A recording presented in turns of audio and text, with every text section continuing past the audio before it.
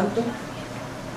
Querido hermano, yo quiero decirte que nuestros pioneros tenían la creencia de que Cristo era realmente el Hijo de Dios, que era nacido de Dios, pero que no era divino.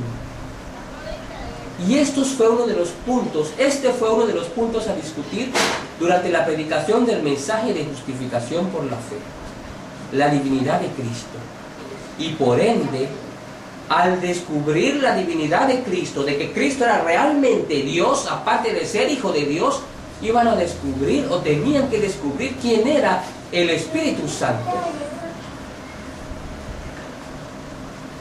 Sigue diciendo: Dios me ha permitido tener una luz en cuanto a lo que es su Espíritu Santo. Por lo tanto, lo acepto y no me atreveré más a levantar mi mano contra esas personas, puesto que sería contra Jesucristo mismo. ¿Te das cuenta? Quien debe ser reconocido en sus mensajeros. Os pido ahora que seáis cuidadosos en cuanto a la posición que tomáis cada uno de vosotros. Si os rodeáis de nubes de incredulidad debido a que veis imperfecciones, veis una palabra o un pequeño asunto quizá que pueda ocurrir y los juzgáis de acuerdo con ello. Debéis ver lo que Dios está haciendo con ellos, ver si Dios está obrando con ellos, y entonces tenéis que reconocer el Espíritu de Dios que se revela en ellos. Y escucha bien esto, hermano.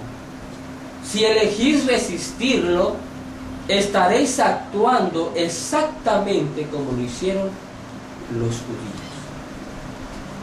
Hermano, si hoy en día tú has recibido un mensaje diferente y no quieres ni siquiera estudiarlo, porque a ti te han enseñado en la iglesia una cosa y tienes miedo de estudiar otra cosa que no te hayan enseñado, te estoy diciendo que las palabras que escribió Elena de White se van a cumplir en ti. Si elegís resistir, estaréis actuando exactamente como lo hicieron los judíos. Y el pueblo judío dejó, cuando desconoció a Cristo como el Hijo de Dios, dejó de ser el pueblo de Dios. Hoy en día la iglesia que profesa ser el pueblo de Dios, al desconocer quién es Cristo, el verdadero Hijo de Dios, y no solamente un título, está condenada a dejar de ser el pueblo de Dios. En esencia, el mensaje de la justificación por la fe trataba dos puntos: la justicia de Cristo y la divinidad de Cristo. Los pioneros adventistas creían que Cristo era engendrado y que Cristo había nacido de Dios, como se los había dicho anteriormente. Y no creían que Cristo era Dios. Y cuando estos jóvenes explayaron las Escrituras delante de ellos, diciendo que Cristo era Hijo de Dios y que era Dios también, y que también de Dios, de Cristo, venía el Espíritu Santo, los pioneros adventistas se opusieron a este mensaje. Hoy en día está pasando exactamente lo mismo con el profeso pueblo de Dios. Pero no se dan cuenta porque no se dignan siquiera a estudiar por ellos mismos las Escrituras. Retomando nuestro tema, podemos decir que el libro del Templo Viviente, a pesar de que la gente sabe que las ideas que sostenía este libro eran las ideas panteístas, la gente desconoce rotundamente que la pregunta más importante de este libro, el Templo Viviente, era: ¿es el Espíritu Santo una persona o no? Los líderes trataron de convencer al doctor Kellogg de que el Espíritu Santo no era una persona separada del Padre y del Hijo, sino la naturaleza interna que ellos compartían. Kellogg entonces apeló a citas hechas por Elena de White y trató aparentemente de justificar su nueva enseñanza. Hoy en día pasa exactamente lo mismo.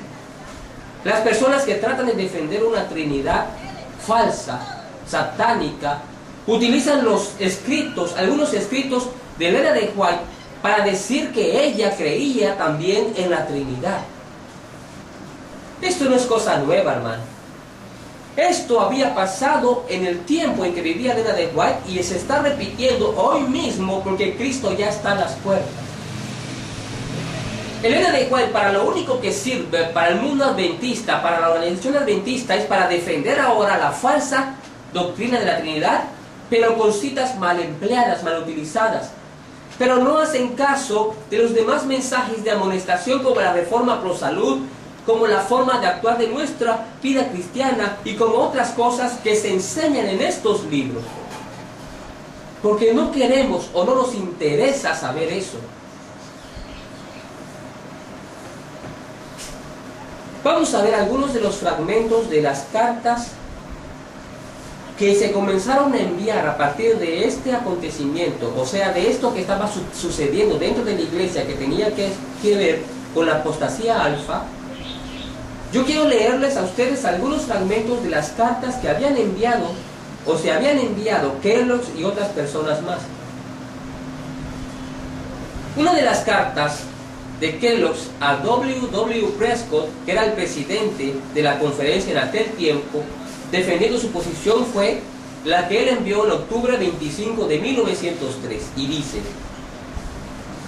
usted, el anciano Daniels y los otros han hablado sobre una muy pequeña diferencia, pero yo no pude ver claramente cuál era, pero esta declaración de la hermana White me lo deja claro.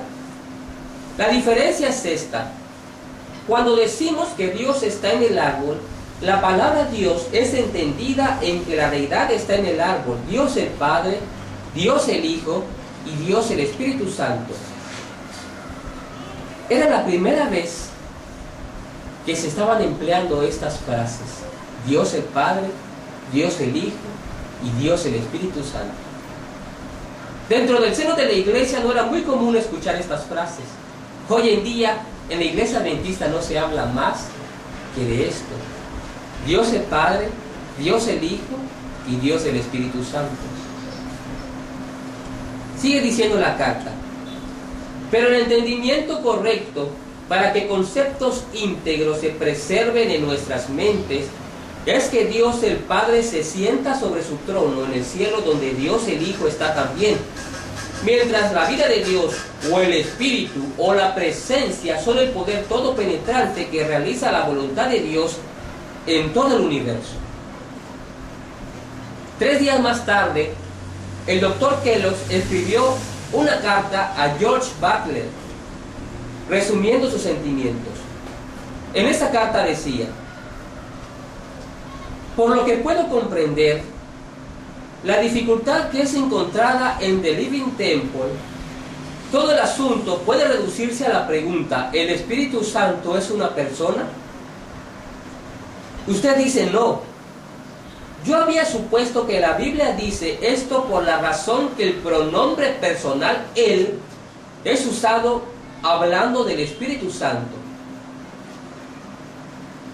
Vamos a hacer una pausa. Hoy en día, esta misma justificación utilizan las personas que tratan de defender esta doctrina de la Trinidad y hacer pasar al Espíritu Santo como una tercera persona de la deidad, separada del Padre y del Hijo. Dicen que en la Biblia se encuentra el pronombre él, y que el pronombre él da como significado o da a entender a una persona diferente. Vamos a seguir leyendo qué dice la carta. La hermana White usa el pronombre él y ha dicho en muchas citas que el Espíritu Santo es la tercera persona de la deidad. Como el Espíritu Santo puede ser la tercera persona y no ser una persona en absoluto, es difícil para mí de ver. Esa es la carta que le envió Kellogg a G.I. Butler el 28 de octubre de 1903. Hoy en día se repite la misma historia.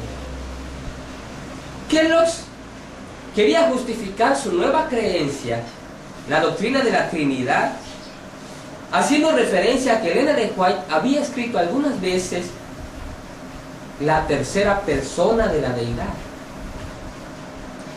Pero ¿qué era realmente